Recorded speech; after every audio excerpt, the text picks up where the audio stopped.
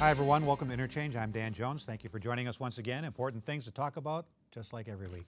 Should Milwaukee County taxpayers be responsible for educating people about how to get Obamacare? There's some talk about the possibility of building a new Milwaukee arena right where the old arena and auditorium are now standing. Tear it down, build a new one. And we'll talk about the abrupt resignation of the Marquette University president. Let me introduce everybody. There's Joel McNally, longtime newspaper columnist. You know Kevin Fischer, former broadcast journalist, political analyst, sometimes a fill-in host over on WISN Talk Radio.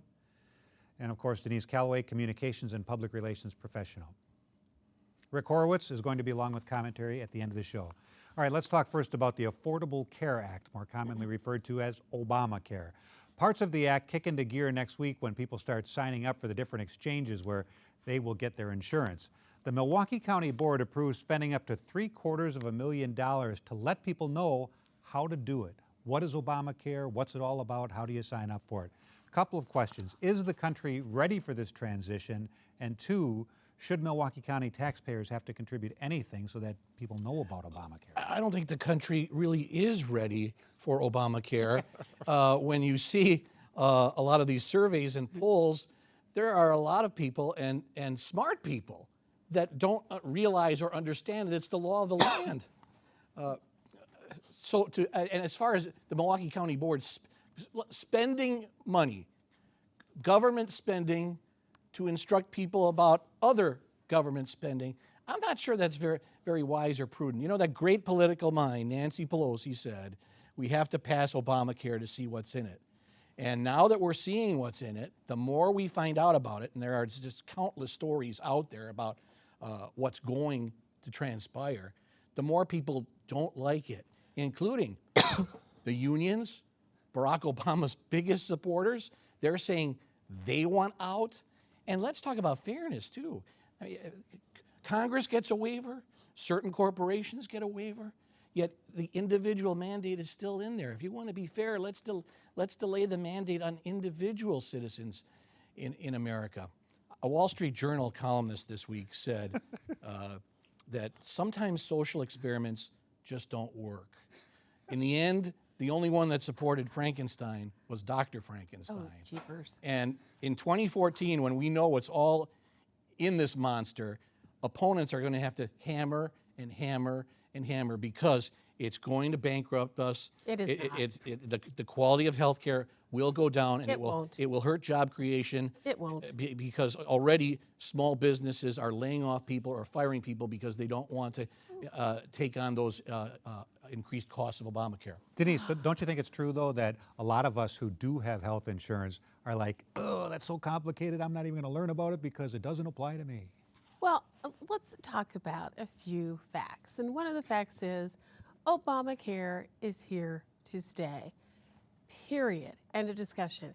And as I've thought about the way with Senator Cruz and his decision to read Green Eggs and Ham as part of his very philosophical and focused filibuster or attempt to filibuster on Obamacare, I thought, what are Republicans so afraid of with this?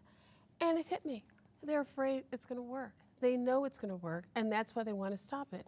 Normally, the way politics works in this country is that if you know somebody's about ready to screw up, you let them screw up so you can come in and be the party that cleaned it up, and that's fine.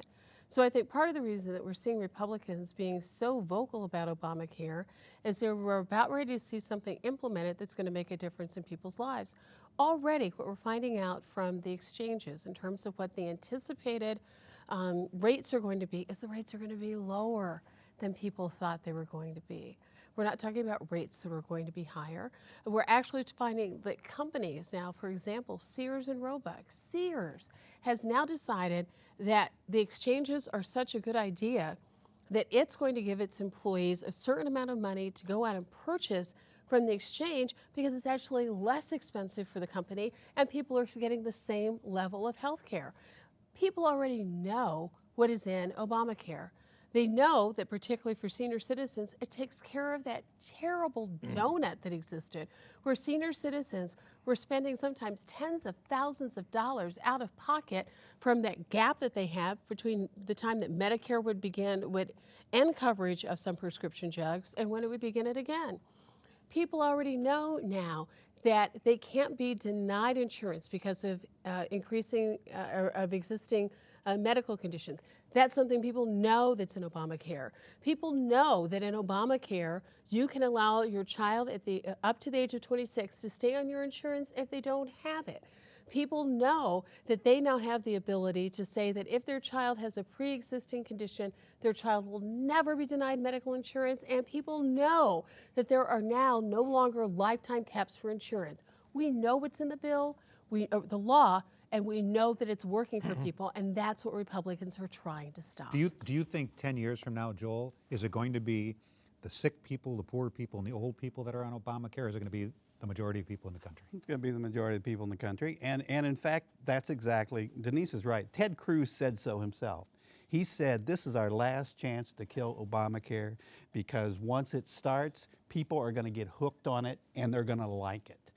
And you know, that's an absurd position to take. When Kevin says people are confused and scared and don't know what's in Obamacare, the reason they're confused and scared is Republicans have been telling relentless lies about it. Most people oppose Obamacare. Because Republicans have been telling relentless president's lies. numbers are way up. You had a chance, okay? Now let me just Let state, the two-on-one continue. State what is a fact. That in fact the law is going to cover 30 million people who were not covered before, who are going to get insurance, okay? 30 million poor people, okay? And the other thing is that already, and as you say, it doesn't really even start functioning in full until people start signing up next week, already it has brought down the cost of health care in this country to less than 4%, which is the lowest rise in health care expenses in 50 years. And you know, the fact that something is going to cover more people and lower the cost of health care, which was bankrupting all of us, is exactly what Republicans don't want to see succeed. It is absurd to fight. You know, I saw a bumper sticker recently that said, Democrats protest war, Republicans protest health care. Health care in this country should be a right for everyone. You should not have a party trying to throw up obstacles to a plan that will in fact cover 30 million more Americans. That is contempt for poor people, it's contempt for people without insurance, it's contempt for America, as a matter of fact. And you know, they've trashed it relentlessly. They've voted against it 40 times, and next week Republicans are still threatening to shut down the entire government and you know, stop paying the military and all kinds of other horrible things that could destroy this economy because they have not succeeded in killing Obamacare. Can I say something what now? what kind of a party? Or can I respond to you two?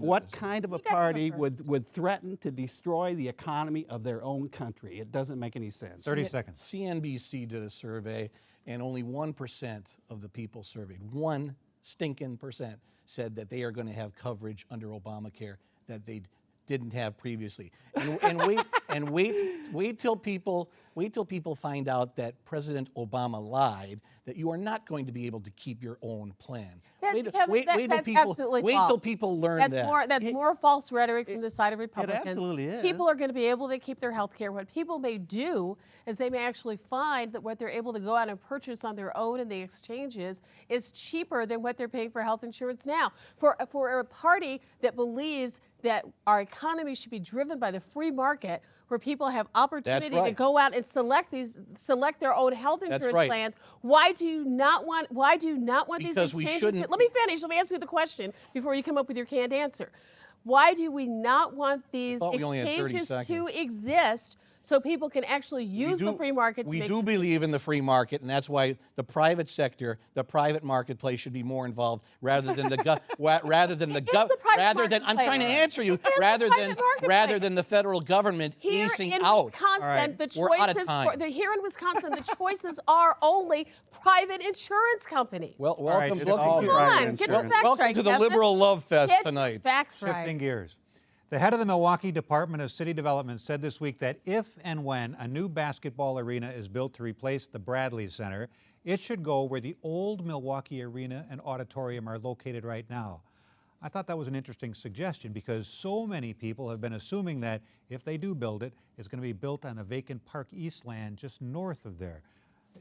A surprising suggestion, do you think? I think it was, but I think it's intriguing because I've never liked that that conglomeration of a little building here and a little building there and another little building across the street that really only bring in B and C events.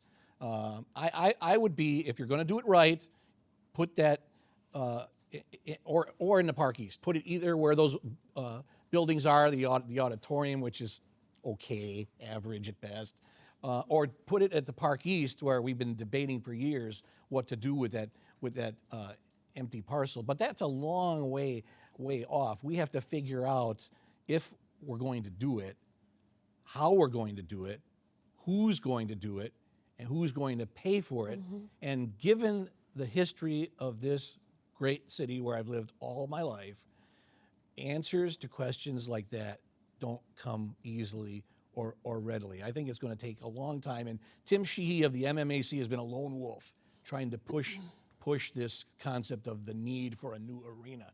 Now that the incoming NBA commissioner has said the Bradley Center just simply isn't good enough, you're going to have to need a new arena. Maybe that will spur discussion, and maybe Tim Sheehy can form this task force that he's talking about within the next week or two, and maybe we'll start hearing more about why it's so necessary and answering some of these questions I just brought up. You know, it wasn't that long ago, though, that we pumped a bunch of money into the old auditorium, and now that building is beautiful. It is a great venue, and I'm sorry, but I've seen many A events in there, and I've seen A events in the Bradley Center.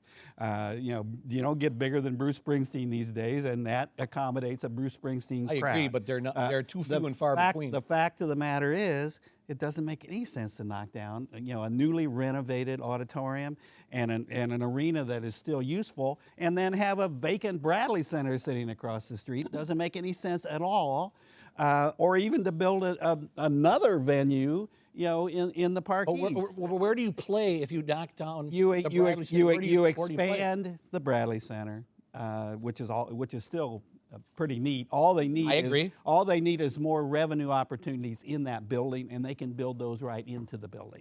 They don't have to, have another vacant, barn downtown. That was actually a gift to this community by the Pettits.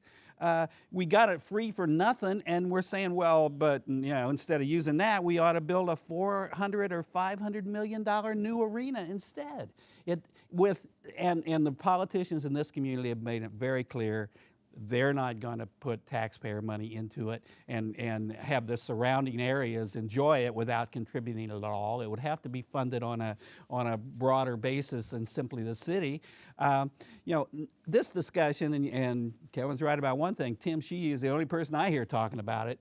And it isn't the first time that the Great White Father has tried to impose something on this community that the community itself doesn't want to pay for and shouldn't have to pay for. And can I just say real quickly, I think we've talked about this in the past, that none of us find anything seriously wrong with the current BMO Bradley Center. Agreed. The problem is, rightly or wrongly, the people that run the league say it's not good enough compared into the Bradley compared Center. to all the other facilities in the NBA, and they're right about that. When if you're going to make that argument, comparing it to every other arena, then yes, ours is lagging. And that's the problem with that argument. Is it right to assume, though, that it has to go downtown? Years ago, when they were building Miller Park, Bud Selig wanted it right near where County Stadium was, and so many people said that's ridiculous. It should go downtown. The stadium should go downtown. Well, it seems to be doing, and the Brewers seem to be doing all right out there, not downtown. Right, but I think we're talking about a very different kind of venue when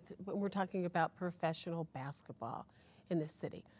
Professional basketball, rightly or wrongly, does not have that kind of support that we see that the Brewers have with professional baseball. It just doesn't. You can argue it's the team, you can argue that it's 1,000 different things, but it just does not have that kind of support. And I think that, Kevin is right about something else.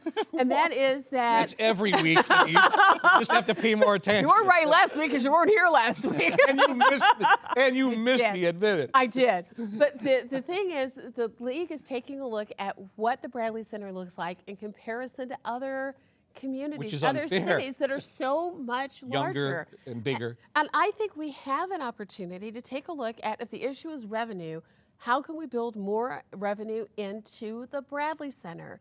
We as a community can't afford to have a vacant barn, and that's exactly what that would be in the middle of downtown. I think there are opportunities to do that.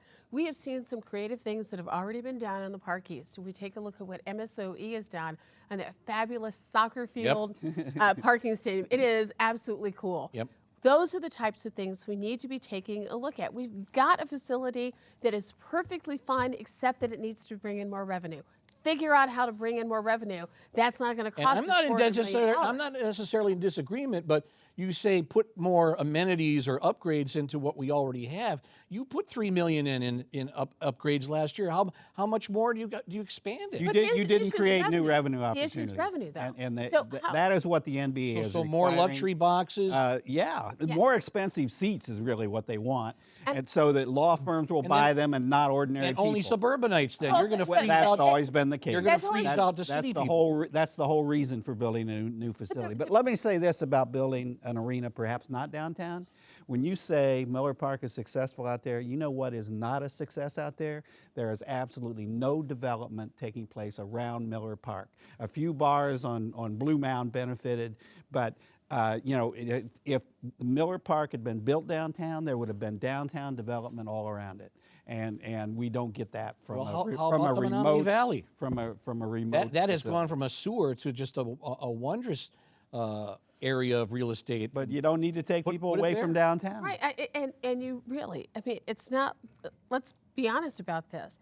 The Bradley Center is not in the shape that County Stadium was when we took down County Stadium. That was crumbling. The issue is revenue generation. So how do we do that? And quite frankly, I think if the NBA and particularly the Bucks want to take a look at a way that you can generate more revenue, take a look at more things you can do, bring some excitement and life to the game, you need to take a look at what the Brewers are doing. My gosh, they've got a horrible season and their ticket sales are phenomenal. It's not always about whether or not you've got a great team, it's whether or not you have things that add entertainment value, and that adds revenue. And it's to a it hard as well. sell to say we need a new arena when the one we've got really doesn't look that Exactly. bad. Exactly. All right, let's talk for just a few minutes about the abrupt resignation of Marquette President Father Scott Pallars after just 2 years on the job. Do you take him at his word that he just wanted to do something else, or do you think it's a possibility that he was pushed out because he wasn't raising the many millions of dollars each year it needs to keep that university running? I mean, that's a big part of the job, is Yeah, of raising course money. it is. But I take him at his word that his aging father he's concerned about, and that he wasn't that deeply into this job yet, and he had family concerns, and Father Wild had done a terrific job of expanding that campus and bringing new buildings and new revenue to really make it a first-class university, to tell you the truth. And I think that they can find another president. I think this one, had personal problems he wanted to tend to. I don't think, haven't heard any evidence that the administration was unhappy with him and dumped him for any reason. Why do we want to read those suspicions into it? It is such an important part of this community, Marquette University. It's not just another school, another college. I mean, it's a major part of the downtown. So I think it is big news, and I think a lot of people are talking about it. I agree, and I think you're right. I think for many university presidents, they would see the opportunity to be president of Marquette University as a tremendous opportunity that you'd probably have to carry them out of feet first. But we have to remember that Father Pallars is a Jesuit. He became a Jesuit to serve, not to be a university president. And I think as he talked about the fact that there were things that he still wanted to do within his priestly life that he could not do as president of Marquette, that I think that goes back to his Jesuit tradition of service and reflection. So I do take him at his word. I also think that, it does. Marquette is a powerhouse when it comes to fundraising. They raise a lot of money. But let's also remember that at the same time that Father Pallars came in, Marquette lost its top fundraiser. They had a woman there who could raise money like nobody's business. So yes, it's what the president does, but it's also what that fundraising team does. And it's hard to begin the process of building those relationships back up. Private colleges and universities are feeling extreme pressure to raise more money, more money, more money. And I do think that whether you're a Jesuit and the president of Marquette or you're raising money for Beloit College, it's a huge part of any president's job, and that, quite frankly, includes public institutions as well. You got to be raising a lot of money, and not everyone sees that as something that is their strength or their heart's desire. Do you think the alumni will be upset if it's not a Jesuit priest, if they make the president a layperson? They might be, but I think they'll get over it. I think have gotten over some other things that they weren't too happy about in the past. Maybe they still simmer a little bit because everybody's got long memories, if you know what I'm talking about. Yes, we do. But I think they'll be fine as long as it's a quality individual. If it's up to me now, after hearing Joel and Denise, if it's up to me to say I have inside information about some scandal here, that's not going to happen. I think you do have to take Father at his word. I think he didn't use these words, but he may just be tired of being a university president and wants to get back in the trenches and teach more. He wants to try something different. And again, you have the family health situation. So I think it would be wrong to read anything into this. He loved the university. It appears the university loved him. He's going to leave with a brief legacy, but with some substantial achievements, and I think we should just honor that. Okay, we only have like 2 minutes left, but I got to touch on the Green Bay Packers. I know you're a huge Packers fan. Yes, I am. What do you think so far of the start of this season? What the heck happened? Oh, man. Well, you know, it does feel, I won't say the wheels are coming off the bus, but it does feel a little wobbly in that we see firsthand the problems that we really have with the offensive line. You know, it is just struggling to be able to protect Rodgers. We've also had, in the last game, a number of different injuries. But, you know, Pat, I haven't seen anybody jumping off the bus, you know, worried about the Packer fans. And my gosh, Franklin, can you believe that guy? You know, you've got your third string running back. He looked and pretty he good comes for a out, while. He was fabulous. Well, you know, everybody makes a mistake every once in a while. But he was fabulous. So, you know, I don't know anybody, at least in my house, we haven't decided that, you know, we're not going to watch Packer games. We'll you know, still be there every Sunday. But, you know, I do think fans have the right to be concerned. I think what we've seen is we've played some really great teams, and we've seen that there are some real weaknesses in our offensive line. You know what the problem is? In a nutshell, taken yes, the offensive line is our biggest problem. But because they're the problem, say what you want about Brett Favre, but Rodgers, as great a quarterback as he is, you put pressure on him, he's not the same guy. Yeah, I guess I'm unusually sanguine. You know, so we could have. There's a word you don't hear about Joel. We could have won all three of those games. We could have. And they were against the toughest teams in the league. And I don't feel that the fact that we didn't win two of them, you know, means that we're in really deep trouble. We're behind the Bears. We're in trouble. Because we could have won all three. All right. Well, as we were talking about before, there's a big healthcare milestone coming up next Tuesday. That's when the enrollment period starts for the Affordable Care Act. Now, some people have already heard everything they need to hear about Obamacare. They just wish certain other people wouldn't keep interfering. Here's Rick Horowitz. The missus and I, we don't agree on everything, but we know that a good marriage takes plenty of compromise, so we try to work things out. Like TV programs, for instance. She really likes that Jim Lehrer program on PBS. I can take it or leave it, but I watch because she likes it. I guess it's not even the Jim Lehrer program anymore. They've got these two gals in charge of everything now. Judy Woodruff and that other one, you know, the black lady. Anyways, that was a big enough adjustment, getting your news just from females. But these last couple of weeks, that's what really tore it for me. They keep doing reports about Obamacare every night practically, because you can start registering for it in October, I think, even though it doesn't start yet. January, I think that's when it really starts.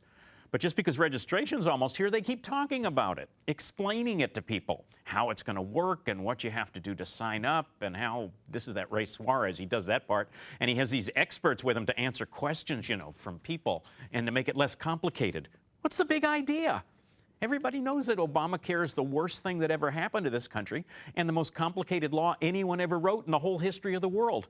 But instead of just saying that, or just ignore the whole thing and let people have their own opinions about how terrible it is, they keep trying to explain it and make it understandable. They're just shilling for Obama. That's what they're doing. That's exactly what they're doing. Where to sign up and what kind of plans there'll be and who can get subsidies so it doesn't cost so... Gwen Ifill. That's the other lady, Gwen Ifill. Where was it? Right, you can get subsidies so it doesn't cost so much, and then they've got even more stuff about it all over their website. Details, frequently asked questions, everything. Talk about being biased. It's called the News Hour, so give us the news. Don't give us information, and don't try explaining things. If people are scared or confused, that's their own business. Leave them alone. It's not PBS's job to keep people from being confused. This is America. Well, thanks, Rick, and thank you so very much for watching. Enjoy the rest of your weekend.